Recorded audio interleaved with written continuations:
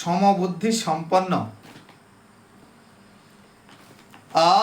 আগবিত্ত শর্তে তাহে ছাড়ি সপর ভাবনা তুমি আমি শর্ত ভেদে মিত্রারি কল্পনা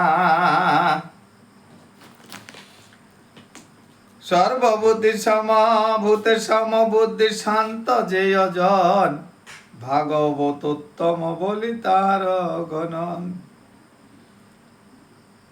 তাহলে সর্বভূতে সমবুদ্ধি কারা হন? বৃত্ত শর্তে তাহে ছাড়ি, বৃত্ত শর্তে তাহে ছাড়ি সপর ভাবনা।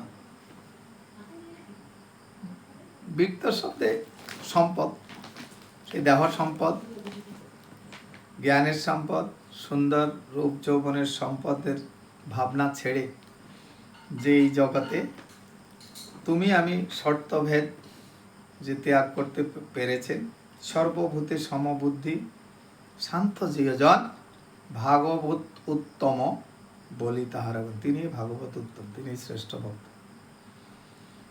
আগু কৃষ্ণ পদ পদ্মে সেই সুর মৃগ ধন্য ভুবন বৈভব লাগি না ছাড়ে যে জন।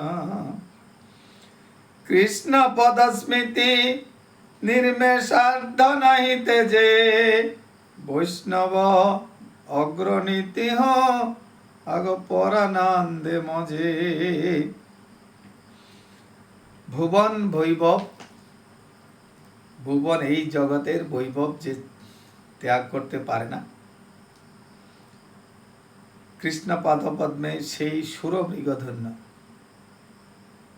ভুবন বৈভব লাগি না ছাড়ে যে যেন, যে জগতের অর্থ সম্পদ বৈভব যে ত্যাগ করতে পারে না।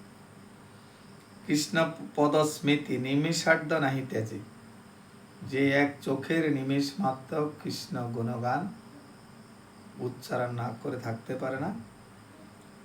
বৈষ্ণবের অগ্রণী তিনি, অগ্রণী বৈষ্ণবতী হোক পরা নন্দে মজে। তিনি বৈষ্ণবের শ্রেষ্ঠ বৈষ্ণব, শ্রেষ্ঠ ভক্ত, যার সদা সর্বদা নামে মুখে কৃষ্ণ নাম। এই জন্য শাস্ত্রে বলেছেন, যাকে দেখিলে আসে মুখে কৃষ্ণ নাম, সেই তো জানিবি বৈষ্ণব প্রভু। হা গোবিন্দ, তাহলে সেই বৈষ্ণব শ্রেষ্ঠ এবং তিনি পরানন্দে বাজে ভাব মজে। পরানন্দে নিজের আনন্দের সুখের জন্য, ভোগ বিলাস সুখার সাথে তিনি আনন্দে অশ্রু পরিশন করেন, সেই পরমাত্মা চিন্তন করে, হরি কথা শ্রবণ করে, হরি চিন্তা করে। হরে কৃষ্ণ, হরি বল।